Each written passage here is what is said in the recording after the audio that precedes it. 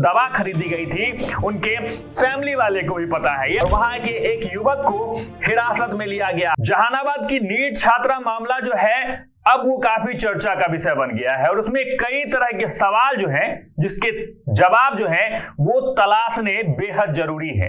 कई ऐसे कॉम्प्लिकेटेड सवाल हैं जो आपके भी दिमाग में घूम रहे होंगे कि क्या हुआ होगा उस दिन, उसके बाद क्या हुआ, क्यों मौतें हुई, क्या कुछ कारण रहा होगा, हॉस्टल का कितना बड़ा इन्वॉल्वमेंट है, हॉस्पिटल का कितना बड़ा इन्वॉल्वमेंट है, प्रशासन कहां तक पहुंची है और एसआईटी जो जांच कर रही है उनके शिकंजे तक क्या अपराधी पहुंचे हैं कि नहीं, अपराधी के गिरेबान तक क्या एसआईटी पहुंची है कि नहीं। कई तरह के सवाल हैं और उस तमाम सवालों का जवाब लेकर हम आपके पास पहुंचे हैं। हमारे पीछे दो आप पेपर की कटिंग देख रहे होंगे, यानी फिर से अखबार के पन्नों से उन तमाम सवालों का जवाब जो है वो तलाशने की कोशिश करेंगे, क्योंकि एसआईटी की टीम जो है अब इस पूरे मामले में तत्परता के साथ जो है वो काम कर रही है, जिसके बाद कई तरह के और भी सवाल निकलकर सामने आ रहे हैं। एक तरफ जहां हॉस्टल पे आरोप लगा था, हॉस्टल पे कई तरह के सवाल खड़े हुए थे, तो वहीं एसआईटी की टीम फिर से जहानाबाद पहुंची है। क्या कुछ हुआ था एक बार फिर से देख लीजिए कि नीट छात्रा ने जहानाबाद की दुकान से 26 दिसंबर को खरीदी थी एंटी डिप्रेशन की गोली। यानी एक बड़ा सवाल 26 दिसंबर को जहानाबाद में थी, ये बातें भी निकलकर सामने आ रही थी कि पटना से 26 दिसंबर को जो है जहानाबाद पहुंचती है छात्रा और उसके बाद वहां से एंटी डिप्रेशन की गोली जो है वो खरीदी जाती है।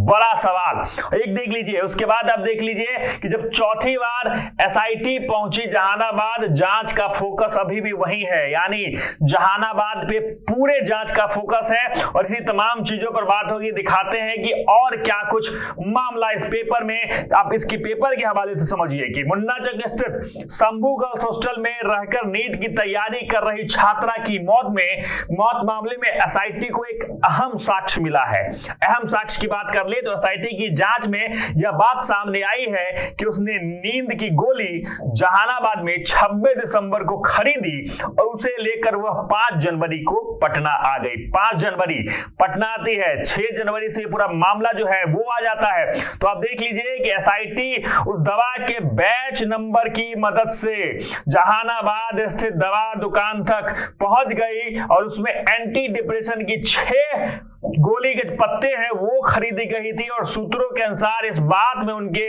परिजनों को भी पता है। ये एक बड़ा बात निकल के सामने आ रहा है कि ये जो दवा खरीदी गई थी उनके फैमिली वाले को भी पता है। यानी इसके बाद कई तरह के सवाल खड़े हो रहे हैं। क्या वो किसी डिप्रेशन का शिकार थी, क्या वो मेंटली किसी चीज के प्रेशर में थी, इस तरह के जो सवाल हैं वो भी निकल कर सामने आ रहे हैं। एसआईटी उनके परिजनों से भी पूछताछ करेगी और 26 दिसंबर की घटना से पटना से जहानाबाद जो गई थी उसे लेने के लिए उनके पिता, मां और अन्य परिजन भी पटना आए थे।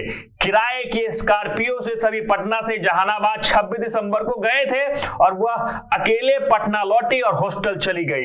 ये पूरा मामला, ये सब बातें एसआईटी की जांच में जो है वो निकलकर सामने आ रही है। ये पूरा मामला आप समझिए कि 26 को वो घर जाती है, उनकी मां, पापा, उसके परिजन तमाम लोग उनके साथ होते हैं और उसके बाद जो है ये सूत्रों के हवाले से बातें निकलकर सामने आ रही है कि परिजन के सामने उसने एंटी डिप्रेशन की जो गोलियां हैं वो खरीदी थी और उसके बाद जो है जहानाबाद के एक युवक को हिरासत में इस पूरे मामले में लिया गया है।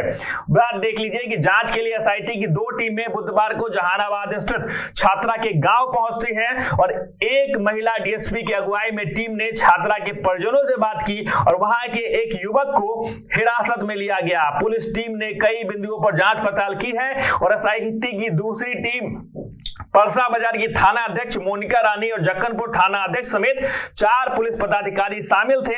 हिरासत में लिया गया युवक चालक है। अब ये भी एक पूरा मामला निकलकर सामने आ रहा है। ये चालक कौन था, इस पे भी कई तरह के सवाल हैं। इधर आप देख लीजिए कि छात्रा ने जहानाबाद से खरीदी थी डिप्रेशन की गोलियां। पटना प्रभात खबर की सुर्खियों में है ये, और ये खबर पूरे सोशल मीडिया की सुर्खियों में है। और भी कई तरह की बातें कि दुकानदार ने बताया कि डिप्रेशन की दवा की 6 स्ट्रिप जो है वो खरीदी गई थी। वहीं जहानाबाद कोर्ट स्टेशन पर पिता संग आखिरी सेल्फी ली।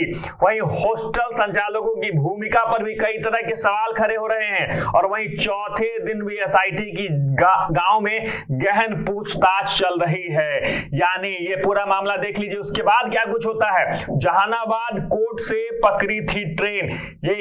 ये मामला देख लीजिए। पिता ने बताया कि 5 जनवरी को जहानाबाद कोर्ट स्टेशन पर उन्होंने बेटी से मुलाकात की थी और बेटी ने अपने मोबाइल से पिता के साथ आखिरी सेल्फी ली और पिता ने उसे 11,000 रुपए, तिलकुट और दालमोट देकर हंसी खुशी विदा किया था। दोपहर 1:43 में कोर्ट स्टेशन पहुंची और फिर ट्रेन से छात्रा पटना के लिए रवाना हुई और शाम करीब 4 बजे हॉस्टल पहुंची और रात 9 बजे अपनी मां से फोन पर रोटी सब्जी खाने की भी बात कही गई थी। लेकिन सबसे बड़ा सवाल इस मामले में कि एंटी डिप्रेशन की गोलियां ये क्यों ले रही थी, आखिर क्या कुछ कारण था, किस मेंटल ट्रॉमा से गुजर रही थी जिसके कारण उसे एंटी डिप्रेशन की गोलियां लेनी पड़ी। एसआईटी की जांच का जो मुख्य केंद्र जो है अब वो पटना से धीरे धीरे जहानाबाद शिफ्ट हो रहा है।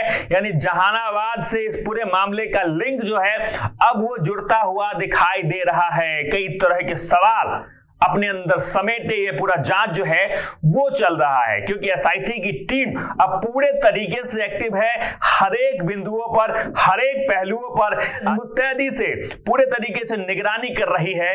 लेकिन ये जो सवाल आप हमारे पीछे देख रहे हैं, इसका जवाब जो है तलाशना बेहद जरूरी है। क्योंकि क्या कारण था कि एंटी डिप्रेशन की गोलियों के 6 पत्ते लेने की उसे जरूरत पड़ी?